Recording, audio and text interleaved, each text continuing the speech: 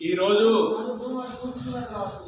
ఆదివాసీ సమస్యలు కానీ, వ్యవసాయ కార్మికుల సమస్యలు కానీ, రైతుల సమస్యలు కానీ తీవ్రమైనటువంటి అవుతున్నాయి.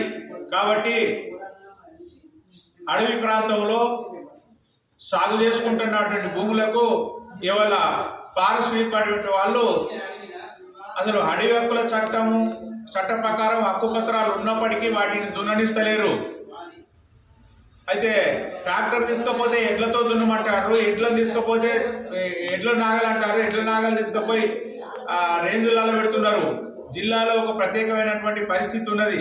కాబట్టి పేదలు, ఆదివాసులు ఇట్లా ఈ రైతులు చాలా ఇబ్బందులు గురవుతున్నారు. అదే రకంగా ఈ జన్నారం పట్టణంలో మేదరులకు సంబంధించినటువంటి ఈ బొంగురు కానీ, కంక కానీ ఇది కూడా అడవి నుంచి తేనిస్తలేరు.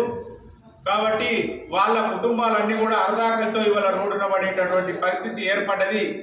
మొత్తం గత ప్రభుత్వం అదే నిర్బంధం చేసింది, ప్రస్తుత ప్రభుత్వం కూడా అదే పద్ధతి అనుసరిస్తుంది. కాబట్టి ఇక్కడ ఉన్నటువంటి చేతి వృత్తి చేసుకునేటటువంటి మేదరులు, అడవి మీద ఆధారపడే ఆదివాసులు, ఆ అడవి పక్కన ఉన్నటువంటి అడవి హక్కుల చట్ట ప్రకారం సాగు చేసుకుంటున్నటువంటి పేద రైతులు, వీళ్ళందరికీ కూడా ఎలాంటి ఇబ్బంది లేకుండా ప్రభుత్వం న్యాయం చేయాలని చెప్పి మంగళవారం నాడు 18వ తారీఖు, ఈ నెల 18వ తారీఖు నాడు ప్రజా సంఘాల ఆధ్వర్యంలో ఆదివాసీ గిరిజన సంఘం, తెలంగాణ వ్యవసాయ కార్మిక సంఘం, తెలంగాణ రైతు సంఘాల ఆధ్వర్యంలో పెద్ద ఎత్తున కలెక్టర్ ఆఫీస్ ముంగట ధర్నా ఉంటుంది.